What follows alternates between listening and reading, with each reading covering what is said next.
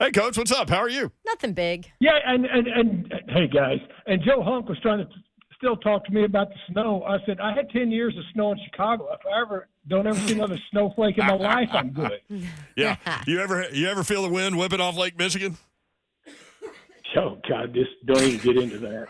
I mean, first of all, Lake Michigan is an ocean. All right. Yes, it is. Yeah. I mean, it's an ocean, and we would run down by Lake Michigan, and in the winter, I mean, the waves would freeze before they'd come up over the wall. So, yeah, I've Miserable. I had some friends. We had some friends that moved to Chicago, and they didn't even survive one winter. They moved before the winter was over. I told you that Northwestern game is the coldest I've ever been. Oh, Most hey, and miserable. that's sitting right there, Dawn, on the lake. On the lake. That is a beautiful campus. Gorgeous. Oh, it's a great campus, just in the springtime. It was like 45-mile-an-hour per winds and pouring rain and 32 degrees. Yeah, other than that, it was perfect. Yeah, Perfect. Exactly. Coach Mac presented by Two Rivers Ford. The Titans have their coach, Bengals offensive coordinator Brian Callahan, first-time play caller. We'll get to that part, but what do you think about that hire? Well, the thing that happens with these types of things, the first thing you go to, first of all, I mean, I knowing Zach Taylor as well as I've known him for a long time, most of his life, I know what kind of people he surrounds himself with. But you go back and you look and you know, of course, I know Brian's dad, Bill, because Bill's been in this league a long, long time. Yeah. Really good coach, coached against him a lot of different places. I mean, this guy's a football guy, all the way through. Extremely, extremely, extremely smart, and has come up through the ranks the right way. I mean, this is not just a flash in the pan guy. I mean, he is legit. And when you start to look at some of the quarterbacks that he's been associated with throughout his ascension in the National Football League, and listen to what they say about him. Have you guys seen Dan Pompei's article that has resurfaced that he wrote about him? You need to find that. It was on The Athletic. Dan Pompei was the lead guy at the Chicago Sun-Times all those years I was in Chicago. Is one of the best sports writers in the country. And when he does something on somebody, it's legit. But go back and just read it about the quarterbacks that he's been around. Starting when he was I'm sure when he was a youngster, when his dad was coaching the offensive line at the Eagles with Randall Cunningham. Just start with that, and go all the way through it, and read what Peyton Manning says about it. Yep. Because they were together in Denver. Mm-hmm.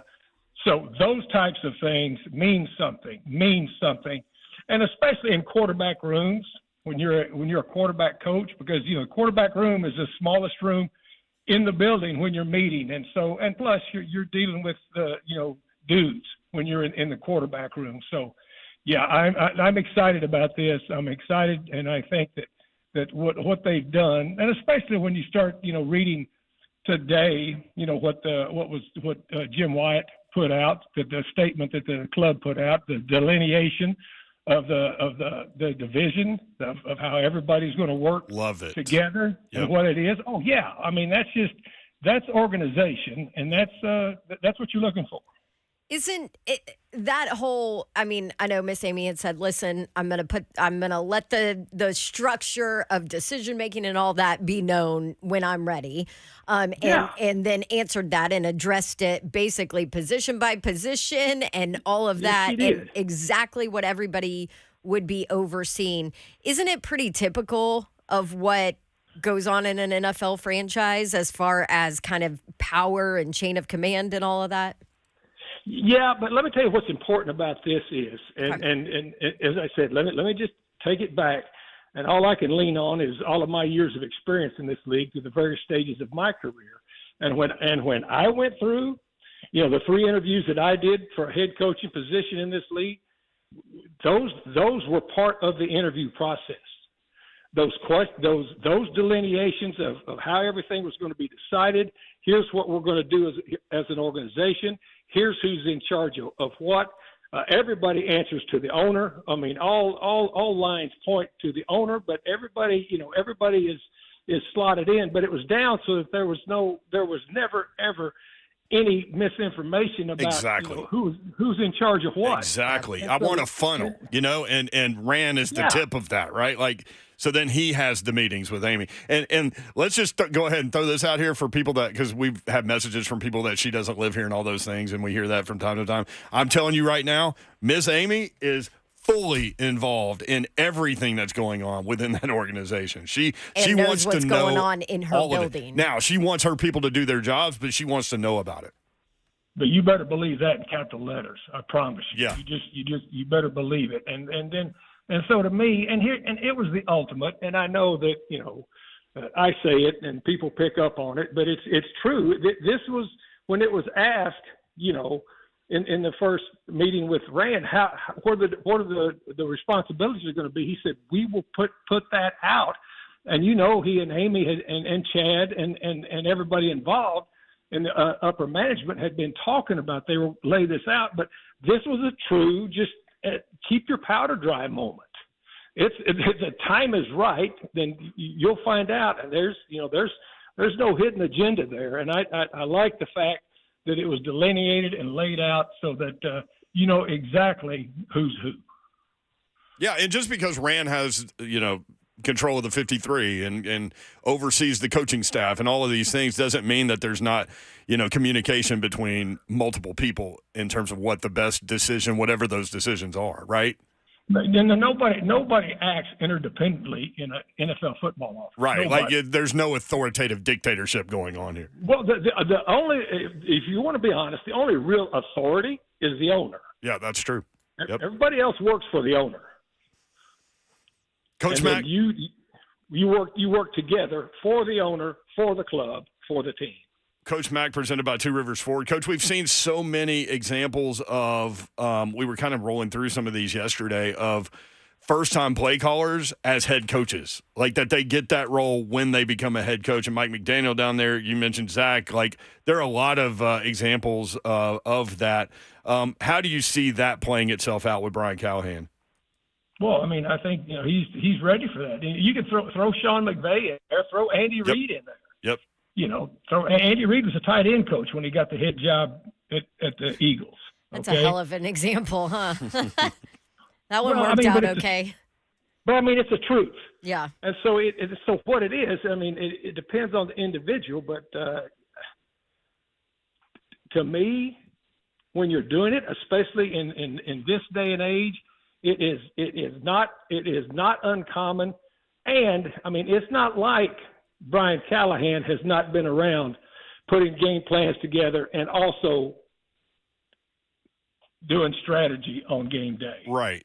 I wanted to bring that up to you because it's been reported that Zach Taylor, that he had the headset completely open for conversation between every play with he and Brian Callahan, and then he would make the final call. But that's 100% true because, as I say, I know Zach Taylor, and I know very well. I know Zach Taylor. I know his brother Press, is the offensive coordinator at Jacksonville, and Brian Callahan is right in that same mode. They all come from the same mindset, and this goes, this is right through the Shanahan tree, and those guys spend so much time getting a PhD on the offensive side of the football as they're young coming up through it, that by the time they get a chance to call plays, they're ready for it. Coach Mack with us, presented by Two Rivers Ford. It's going to be interesting to see how this staff plays itself out, right? Like, sure.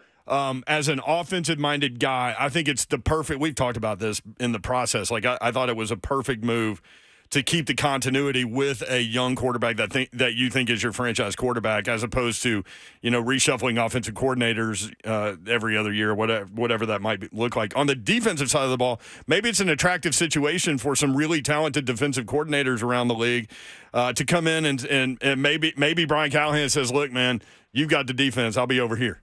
I think that would be an attractive situation for a number of people.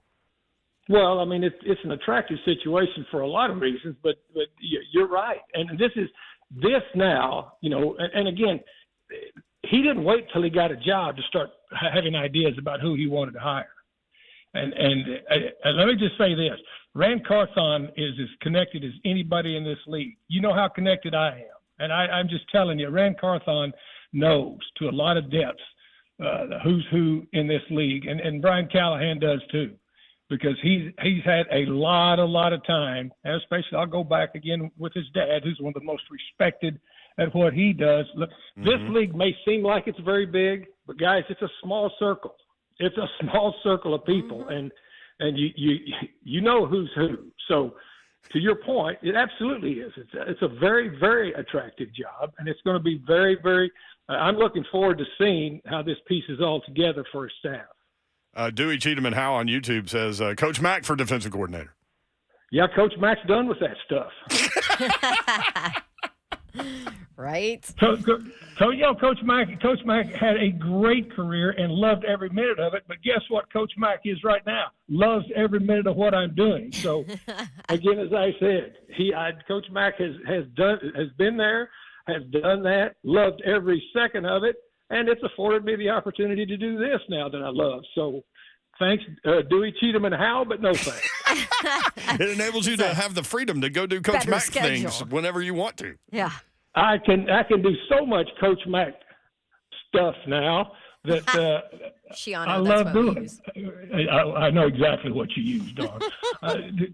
To be able to do this stuff and be with the fans and be involved and just I'm loving it. And now this is an exciting time for this franchise right now. Yeah. So let's talk, Coach Mack, about the Bill Callahan. Obviously, the murmurings of, is Brian Callahan going to hire his dad to be on his staff? What are your thoughts about that? And then let's dive into the NFL contract issues with Bill Callahan still being under contract with another franchise. Well, he is still under contract, and so that's the first thing. But there's if you read the fine print on what that says. I mean, if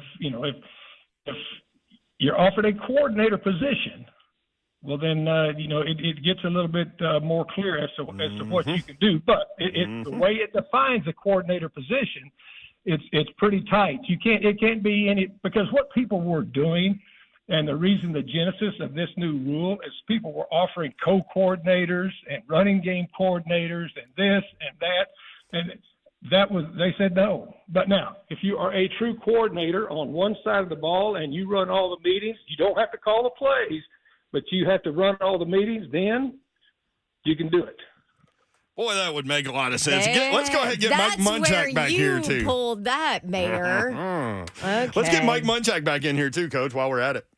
Let him coach the offensive line? Well, I'm not hiring anybody. I hired a lot of people in my life. Now they don't ask me to hire anybody, but I get to talk to y'all. And you get to say hire that Munch, right? You get to say that he's a great offensive line coach, don't you? Munch, one of the best I ever worked with. Yep. And let me tell you what my respect for Mike Munchak. I agreed to stay a year with him. Yep. When Fish left, just because how much I respected him. But here's the deal: that I have respect for Munch and guys that are former players in the league that are willing. And you're talking about a Hall of Fame player, correct? But he was willing when he got an opportunity with the Oilers and with Jeff Fisher to come in at the bottom. Came in as an offensive quality control guy. In my first year in the league, guys, I was offensive quality control, defensive quality control, and linebacker coach. So you spend a few hours in the office. Good Lord. And people don't understand the grind that is quality control. Cutting up tape, and especially back then. Back then, yeah. Well, that was back then before you had all these computers. When you got a computer printout that had perforations on it, and you had to spread it out and then clip it all. I don't want to go into all of it. Oh, my gosh. I can imagine the time. Yeah, sleepless nights. Anyway, but what I got was, I got a doctorate degree in the National Football League. Yep. Yeah. As to what it was. I mean, now, and Mike Munchak was a Hall of Fame player, but after that career, it's different. A coach's life is much different than a player's life, but he was willing to put in, and he's a grinder, and I was so impressed, when I was on the same Jeff Fisher staff with him, just his preparation and the time that Mike Munchak put in on the offensive line. And, I mean, he's just damn good at it. Coach Mack with us, presented by Two Rivers Ford. Coach, exciting offseason. We've talked about it for months that this was going to be a good one, and boy, it sure is. Lots of fun and interesting and entertaining tidbits every day. Well, it absolutely is, and it's an exciting time. And as I said, what I've been grinding on, the only thing I can control is going down to the Senior Bowl with Rhett and Mike Keith and Ramon Foster, and we'll start figuring out who some of these players on. That's yet to be determined. That's yet to be determined. First of all, you've got the four of us. So if you put all four of our brains in a thimble, it'll rattle like four BBs in a washing machine. We can't quite figure out. But we'll be there from start. We'll be there from start to finish. I know this. Whenever we go down, we're coming back Thursday. I told Rhett Brian this the other day. He made the mistake of walking in the studio, so then he had to do a segment. But we quickly remembered him telling us about Tyjae Spears at the Senior Bowl, like before the draft even happened. I mean, look, I've been around coaches before, and I consider Red. He's one of the best, and he absolutely loves what he does. But when I first got here and he said, "Mac, would you just teach me the draft, how to evaluate?" And I said, "Absolutely." I mean, and you talk about he grinds too, but seriously, and I hope he's listening, because I'm saying this with all love and due respect. Got a man crush on the guy. I mean, he did. He did. It's still there. Man crush on it from the start. And on draft night with Mike Keith, and Mike Keith's the best, and he looked up at us and he went, "Rhett, I think you're going to be happy with this next one." Rhett looked at him. Love it first sight. Yeah, love it first sight. Don't tease me, Mike. I thought he was going to start crying right there at the table. Well, it worked out pretty well too, and now we get to see. He got a shirt made with the dude's picture on it and wore it to training camp. He totally did. Most receptions by a Titans or Oilers running back as I mentioned, since 1964. When you get the guy's a football player, and he's a legitimate dude. So I would think Rhett, a talent evaluator, gets an A+ on that one. I wonder who this year's Tyjae Spears for Red is going to be. I don't know if they'll ever match up. I don't know, but we'll find out. And I always tell him, don't be an IE. That's what I first started trying to tell him. He said, "Look, that instant evaluator." See, I love it, Don. You listen. There we go. Love it, Coach. Hey, thanks for the visit, man, and we'll talk with you soon. Always enjoy it, guys. See you. All right, there he is, Coach Mack. Presented by Two Rivers Ford. All right.